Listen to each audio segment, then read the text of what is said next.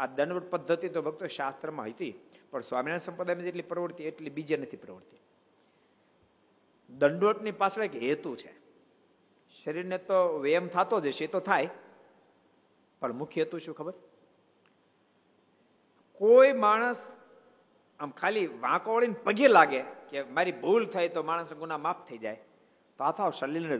દંડવટ થવા માને અમે તમારા સલેન્ડર થઈ ગયા છો, તમારા શરણાગત, તમને સમર્પિત. હે કૃપાનાથ, હું તમને સમર્પિત છું, આ દેહ તમને અર્પ્યો. દાસત્વપણાનું ચિહ્ન નિશાન એટલે દંડવટ છે. મન કર્મ વચને, આ દેહ નહીં મન, એટલે મન વચ્ચે લઈ આવ્યા. માત્ર દેહ નહીં, દ્રષ્ટિ અને મન વડે હું આપને સમર્પિત છું. આ દેહ તમારે માટે છે, કૃપાનાથ અમને યોગ્ય લાગે એમ આનો ઉપયોગ કરશો. અને ભગવાનના ભક્તો સમર્પિત થાય એમ જ કરે ને. ગઢપુરનું જો ને પેલું મંદિર હાલતું હતું, જેઠામાણીએ મારા સભા પર બેઠા હતા કે ભાઈ હવે આ મંદિર શરૂ કરવું છે, કોણ હું લખાવે છે, બધા ફાળો લખાવતા હતા. જેઠામાણીએ ઉભા થયા ખોપાળાના, અને મારે કે મહારાજ મંદિર પૂરું ન થાય ત્યાં સુધી હું, મારું ગાડું, મારા બળદ બધા કૃષ્ણ અર્પણ.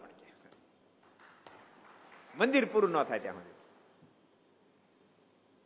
એટલે સમર્પિત પોતાની જાતને કરવી એટલા માટે દંડવટ છે. અને ભૂલશોની જ્યાં સુધી સમર્પિત ન થાય ત્યાં સુધી પરમાત્માને પ્યારા થાય નહીં. કોઈ પણ વ્યક્તિને તમે સમર્પિત થાવ ત્યારે એને પ્યારા થઈ શકો. એને પ્યારા ન થવાય, પ્રભુને પ્યારા ન થવાય. પ્રભુમાં પ્રેમ અને લગાવ ન લાગે જ્યાં સુધી સમર્પિત ભાવ ન પ્રગટે.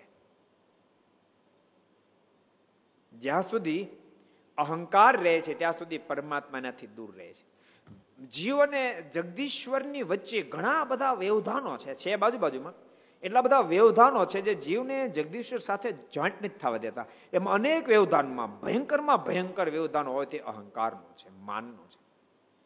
એ અહંકાર કોઈ રીતે ભગવાન સાથે આપણે એકમેક થવા દેતો નથી. એટલા માટે ઠાકોરજીએ આપણા હિન્દુ ધર્મમાં દંડવત પ્રણામ પ્રવર્તાવ્યા છે. રામાયણમાં લખ્યું કે ભરતજી પ્રભુ રાઘવને મળવા માટે જયારે ગયા, મંદાકિની કિનારે ચતુરંગી શયન, ત્રણેય માતાઓ, ગુરુ વશિષ્ઠજી બધાને ત્યાં રોક્યા. અને ભાઈ શત્રુઘ્ન, ભરતજી, ગુહ મહારાજા ત્રણેય આગળ વધ્યા. આગળ વધતા ભગવાનને શોધતા હતા. ગુહ મહારાજે પહાડ ઉપર ચડ્યા તો ત્યાંથી એને તળેટીમાં દૂર પ્રભુની કુટિયા જોઈ. અને કુટિયા જોતાની સાથે ભરતજીને કીધું, ભરતજી જલ્દી અહીં આવો. ભરતજી ઉપર ગયા, દેખીએ વહી પ્રભુ રાઘવ કી કુટિયા. અને પ્રભુ બહુ નજીક પહોંચી ગયેલા. પ્રભુ રાઘવ અને માં જાનકી બંને કુટિયાની બહાર બેઠા હતા. આ દ્રશ્ય દેખાતું હતા, ઓળખાઈ જતા હતા. ભરતજીને ખૂબ આનંદ થયો અને ભરતજીએ ત્યાંથી દંડવટ કરવાનો પ્રારંભ કર્યો. દંડવટ કરતા કરતા કરતા કરતા પ્રભુ રામની પાસે ગયા છે, એમ રામાયણમાં લખ્યું છે.